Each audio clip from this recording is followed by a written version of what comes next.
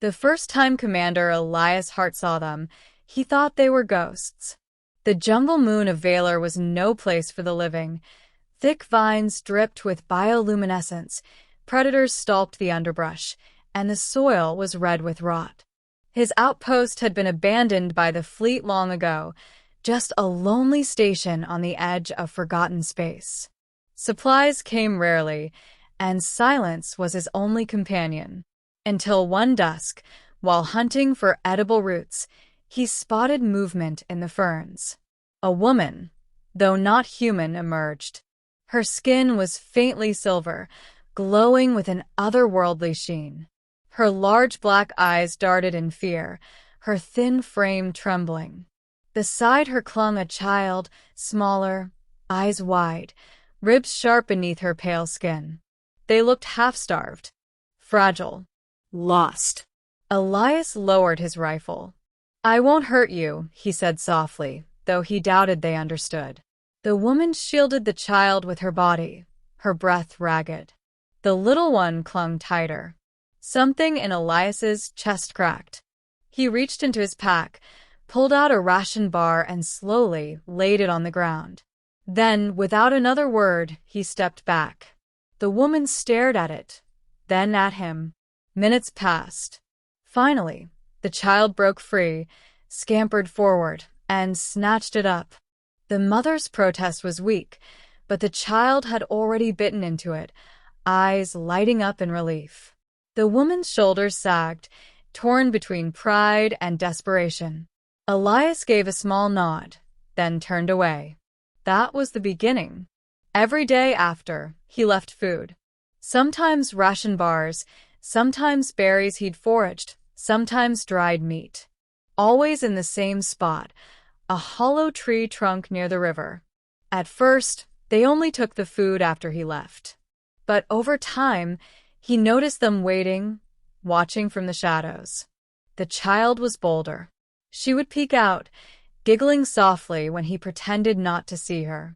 The mother remained guarded, always between Elias and her daughter, always wary. Elias never pressed. He simply left food, gave a small smile, and walked away. Days turned into weeks. Slowly, trust grew. One evening, he returned to find the mother standing openly beside the trunk. The child perched on her hip, chewing on a fruit Elias had left. The woman's eyes met his. For the first time, she didn't look afraid. She bowed her head slightly. A gesture of thanks.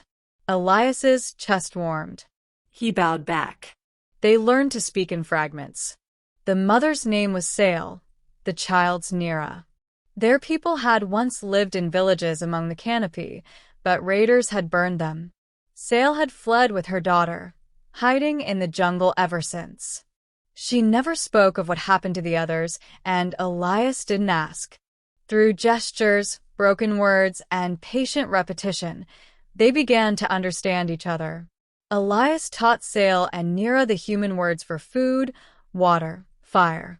In turn, they taught him names of plants, warning calls of animals, and the sounds the jungle made when it was angry. Nira laughed often now, no longer hollow-eyed with hunger. She would bring him wildflowers, proudly dropping them at his feet. Sail began to soften too, her posture less defensive, her eyes gentler when they met his. And always, Elias kept feeding them. One rainy night, danger struck. The storm howled. Elias sat awake in his cabin, unease prickling his skin. Then a scream. He grabbed his rifle and ran. In the jungle clearing, he found them, Sail clutching Nira, cornered by a beast. Its scales shimmered, teeth bared, claws gouging the earth. Sail stood her ground, trembling but fierce, shielding her child. Elias didn't think. He fired. The rifle cracked, light searing the beast's hide. It shrieked and turned, charging at him instead. He held his ground, firing again and again until it collapsed at his feet, smoke rising from its body. Breathless, he turned to Sail and Nira. They were frozen, wide-eyed. Then Nira ran to him, throwing her tiny arms around his legs. "Safe," she cried in broken human tongue.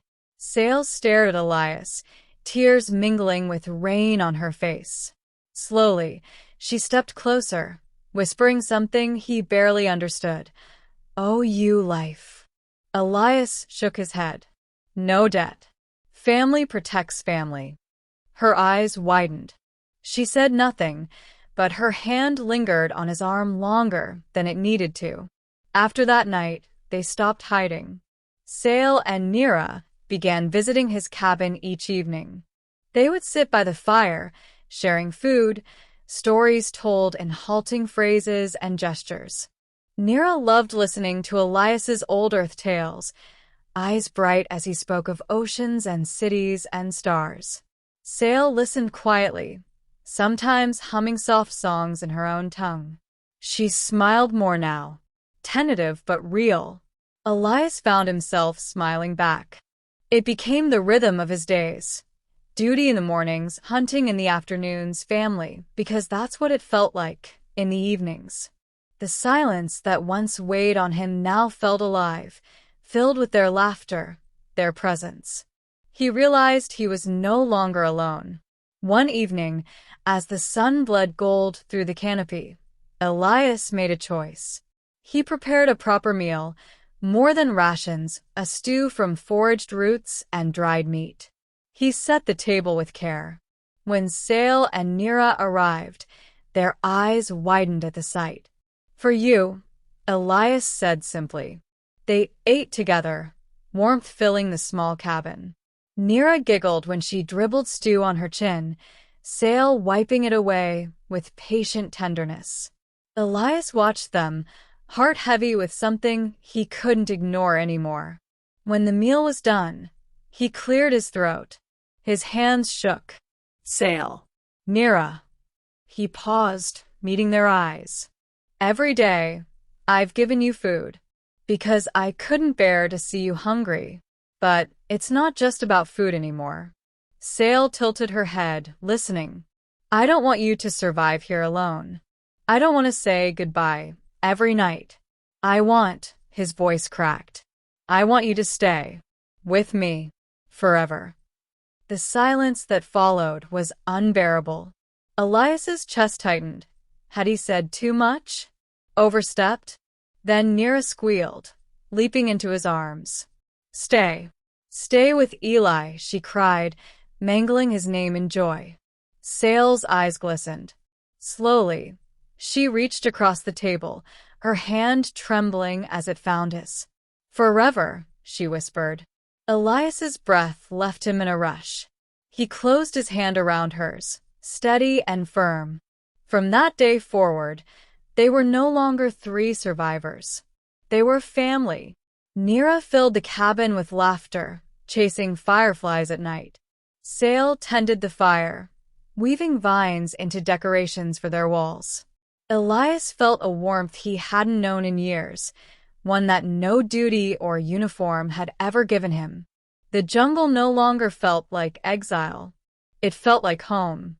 And every evening, as they sat together by the fire, Sail would whisper the word she had once feared to say, the one Elias had given new meaning to. Family.